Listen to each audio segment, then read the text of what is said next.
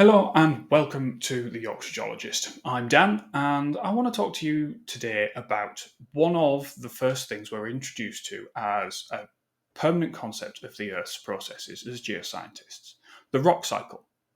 If you've ever studied any natural or earth science, I'm sure you will have heard about what the rock cycle is, but if it's the first time that you're hearing about it, let's have a quick recap. To first understand the rock cycle, we really need to know what a rock is. And this can basically be broken down into three main types. Sedimentary rocks, those made up of smaller parts of other broken down rocks or organic material, which is then compressed to form into a solid whole. Igneous rocks are crystalline rocks formed from the cooling of lava or magma, and metamorphic rocks, which are created by changing a granular sedimentary rock into a crystalline one, or reworking an igneous already crystalline rock by adding heat and or pressure. Knowing this, we can start to form an idea of a cyclical process whereby a crystalline igneous rock is formed from the eruption of a volcano. This will then be weathered and eroded by wind and rain, and transport of the broken off material downhill will occur, often by a river and into a deposition sink, such as a lake or a sea. After further deposition of material, this whole will then be compressed into a solid mass, a sedimentary rock, before further millennia then pass and the oceans start to close. Then subduction of this sedimentary material can happen, and this leads to remelting of the rock and the formation of new magma ready for re-eruption. The cycle at this point may then start again, or if the newly formed rock stays in place until continental collision, it may be reworked into a metamorphic rock before being again weathered and eroded and the cycle starting again.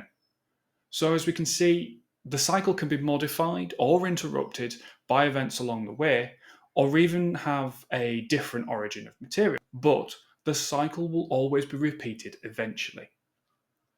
The question we now have, though, is how do we know that this is a cycle, and who were the people behind organising the processes in the order that we know them today? And to understand that, we're going to have to take a look back through history at the people who are credited with discovering these fundamental processes of the Earth. So for now, let's start at the beginning, which is always a fantastic place to start, I find, with a potentially very familiar name, James Hutton.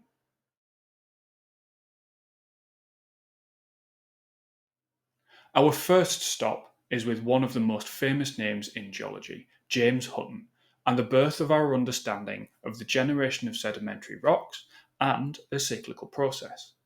An Edinburgh-born scientist, originally trained as a chemist rather than a geologist, Hutton's 1795 work, The Theory of the Earth, set out his ideas based on his observations of outcrops and samples in his native Scotland on how sedimentary rocks on the Earth are created. Hutton outlined a process of deposition of material at the bottom of the ocean, which is then fused together by some process. He summarised these as elements of water, or solution and dissolution as we would know them now, fire, or as we would say heat, and compression.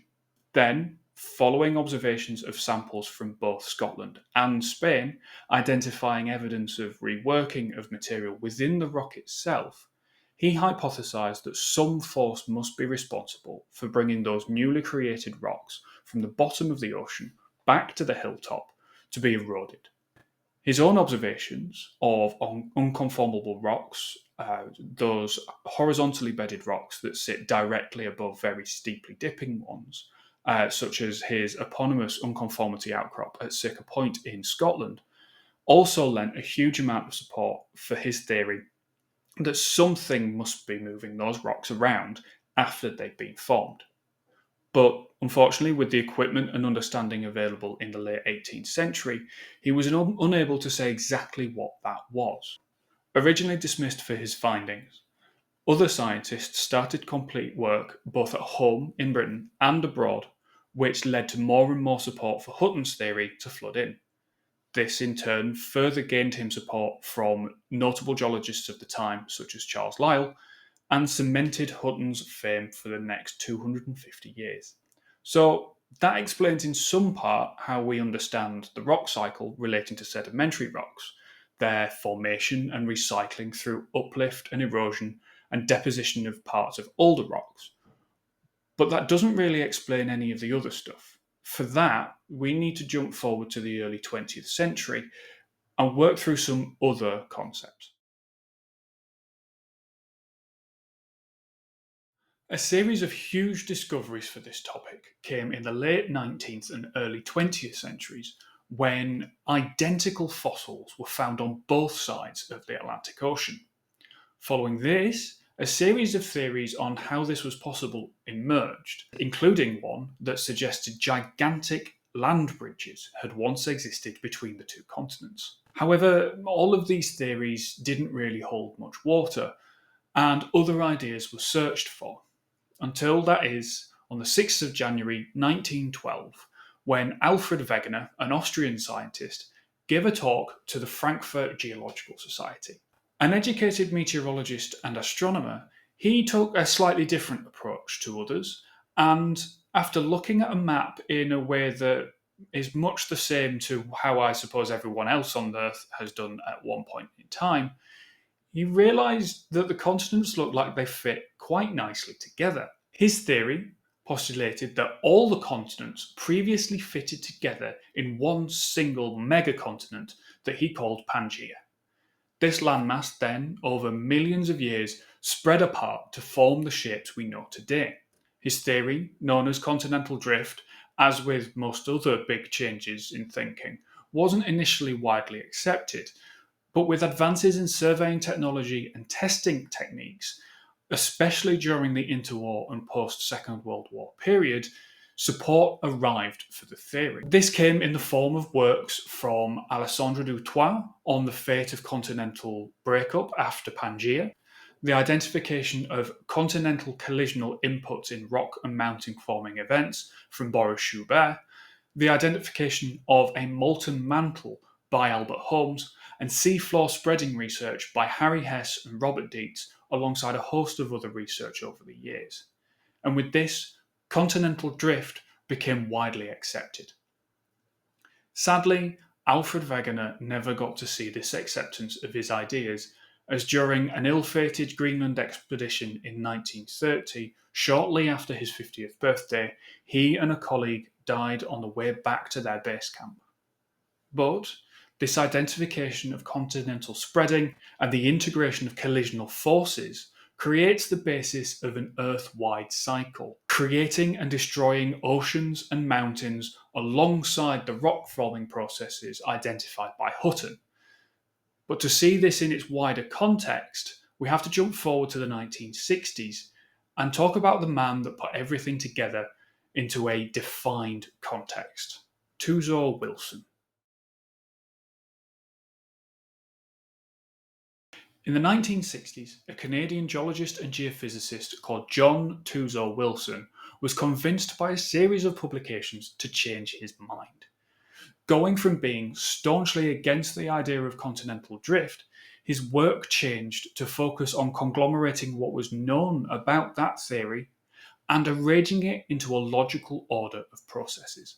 This order became known as the Wilson cycle, a 7-stage process that outlined the opening of oceans and the creation of new oceanic crust, the subduction of this crust along with all of the deposited material during the closing of oceans, and the creation then of island arcs and volcanic chains, and the eventual continental-continental collision providing temperatures and pressures required for regional metamorphism.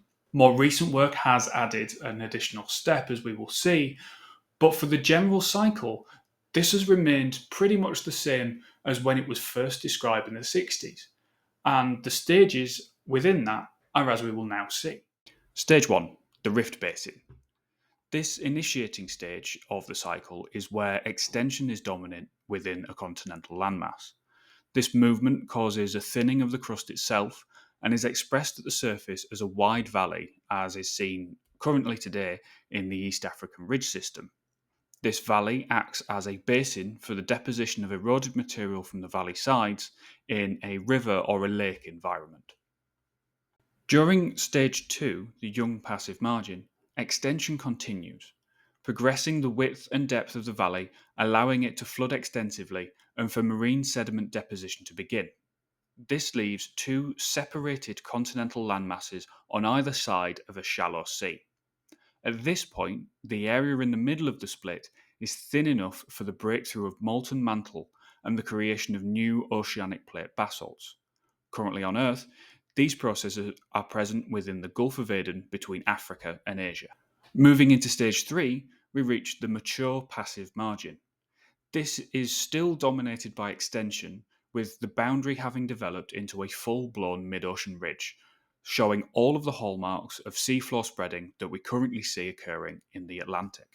As we reach stage 4, we transition into an oceanic subduction zone. This stage is where we change from solely extensional forces and compression comes into play. Here, whilst the mid-ocean ridge remains active, at least one side of the oceanic plate detaches from the continental one and begins to be pulled underneath. During this stage, previously deposited sediments can start to be uplifted with some oceanic plate in what is known as ophiolites. This stage leads to volcanism on the continental plate, with the formation of island arcs and far more seismic activity, as is seen around the perimeter of the Pacific Ocean. At stage 5, we reach what's known as mature subduction. As the oceanic plate continues to be pulled down, the mid-ocean ridge ceases to function and compression takes over entirely. This leads to a closing of the previously formed ocean and a journey towards continental collision. This is the stage of life that the Mediterranean and Caspian regions are currently experiencing, which explains the seismic and volcanic activity that's often seen in the news around Greece, Italy, and Turkey. At stage 6, we reach true continental collision. At this stage, we start to see major uplift of material as the continental landmasses collide. What is seen here is a major thickening of the crust both upwards and down into the mantle. Whilst being seismically active though, the mountains here are not volcanic, as we see today in the Himalayas and the European Alps. This stage is also where high temperature and pressure regional metamorphic rocks are created, which can often be found at the surface as evidence of past collisions, such as in Scotland and northeastern North America. Stage 7 is the stable continent. This was originally identified by Touzell-Wilson as the last stage of the cycle, as a stable form of continental landmass, under neither compressional nor extensional regimes. In this stage, the major expressions at the surface are not seismic or volcanic activity, but erosional processes, working away at the built mountains and revealing their cores, as found in the middle of the major landmasses of the Earth, exposing the evidence of the previous stages as just mentioned. And now we reach the last stage, stage 8, the Cratonic Sag Basin. This stage is a later addition to the cycle by Daly et al., which outlines the beginning of the extensional phase. This creates a shallow basin in the middle of the continent that may either be dry or present as shallow inland seas. This stage is expressed on Earth in western Siberia and marks the restart point before rifting begins again in earnest. The whole cycle, shown here and outlined by Wilson, accounts for the large-scale processes on Earth. The often tens of millions of years long cycle described above are the backbone for the more rapid processes like the movement of rivers, the deposition of material at sea, and even the development of life. His development marks a culmination of over 300 years of study and observation from scientists all over the globe and allows us to understand our planet's history and even how we fit into this grand cycle. And that brings us to the end of today's video and our whistle-stop tour of the historical development of our understanding of some of the most fundamental Earth processes that we can see both actively happening and that we have a record for in the rocks at various locations around the Earth.